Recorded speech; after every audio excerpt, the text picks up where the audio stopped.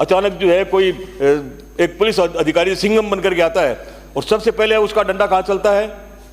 सड़क के किनारे ठेला रख करके जो अपना पेट पालने वाला जो मजदूर है, बड़े लोगों की कार की तरफ उसकी देखने की हिम्मत नहीं, बड़े लोगों की कार कहाँ खड़ी हुई है ये देखने की उसकी जरूरत नहीं।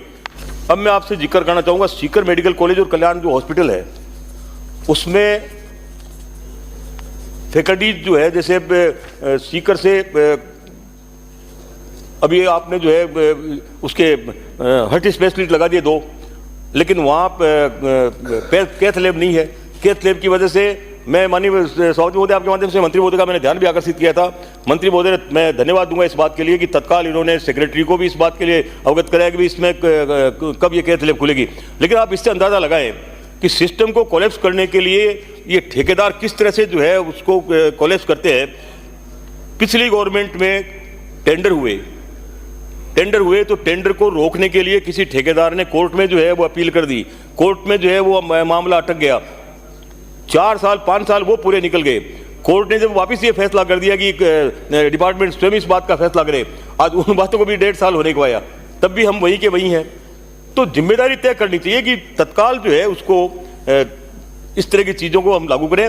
सीकर में खासतौर से मंत्री महोदय मैं आपसे निवेदन करना चाहूँगा, न्यूरो सर्जरी, यूरोलॉजी, कार्डियोलॉजी और ओंको, कल सदन में आपके पानी पे चर्चा थी और पानी पे चर्चा के दौरान कितने माननीय सदस्य ऐसे थे जिन्होंने इस बात का जिक्र किया कि गंगानगर में, हनुमानगढ़ में जो रेल जो आती है उस रेल का नाम हमने कैंसर रेल रख दिया, कैंसर ट्रेन रख दिया।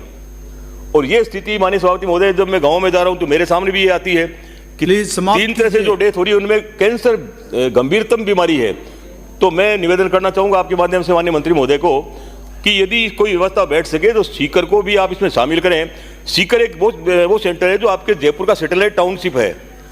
आज शहरीकरण बढ़ रहा है और लोगों के पास व्हीकल्स भी बढ़ रहे हैं, क्योंकि आज आप यदि सब्जी का थैला लेके बाजार में जा रहे हैं, रास्ते में यदि आपको वो कोई कार की एजेंसी वाला मिल गया, कहाँ जा रहे हो कि सब्जी लाने जा रहा हूँ, भाई कार लेता जा, उस सब्जी के पैसों में कार घर ले आता है। उस कार को खड़ी कहाँ करेगा?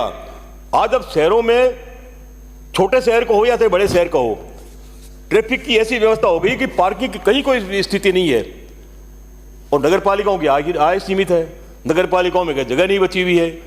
तो क्या राज्य सरकार कोई अमृत योजना में या किसी ऐसी योजना में हर छोटे छोटे जो टाउनशिप जो है उसमें कोई मल्टी स्टोरी पार्किंग की कोई व्यवस्था सुनिश्चित करने का विचार रखती है?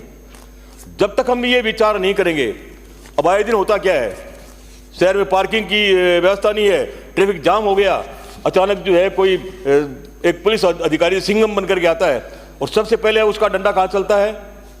सड़क के किनारे ठेला रख करके जो अपना पेट पालने वाला जो मजदूर है, जो सुबह सब्जी का ठेला लगा करके शाम को इस उम्मीद में बैठता है वहां पर कि शाम को घर जाएगा तो तेरे बच्चे भी आम इंसान की तरह से रोटी खा लेंगे, उसकी गर्दन दबोच करके उसको वहां से हटाता है। सबसे पहला काम वो करता है। बड़े लोगों की कार की तरफ उसकी देखने की हिम्मत नहीं, बड़े लोगों की कार कहाँ खड़ी हुई है ये देखने की उसकी जरूरत नहीं, लेकिन उसकी नजर पड़ती है उस ठेले वाले पर और वो डंडे मार करके उसको वहां से भगा देता है। क्या कभी हमने सोचा इस बात का कि आम इंसान की तरह से वो उसके बच्चे खाने की उम्मीद नहीं करते कि उसका पिता घर आएगा और ला करके अपने बच्चों को खाना खिलाएगा? कौन चिंता करेगा इस बात की? जब आपके जो है वेंडर्स का जब रूल बना हुआ है, वेंडर्स के जब कायदे कानून बने हुए हैं, तो वो व्यक्ति भी ये उम्मीद तो आपसे करेगा कि आप इस भारत का नागरिक है। वो नागरिक होने के नाते उसका ये अधिकार है कि वो अपना जीवन यापन करे और अपनी पूरी मान प्रतिष्ठा के साथ जीवन यापन करे। उसका गुनाह यह है कि वो सड़क के किनारे खड़ा होकर के, उसकी हैसियत नहीं है, वो कहीं से कर्ज लेकर के ठेला लाता है, ठेला लेकर के वो सब्जी का ठेला लगाता है वहां पर। उसका यह अधिकार है कि वो अपने बच्चों का पालन पोषण करे। अचानक सिंघम प्रकट हो जाता है, मैं यहां नहीं खड़े होने दूंगा और भगा देता है। न कलेक्टर सुनता है, न कोई अधिकारी सुनते हैं, और बाकी सुनेगा तो सुनेगा कौन?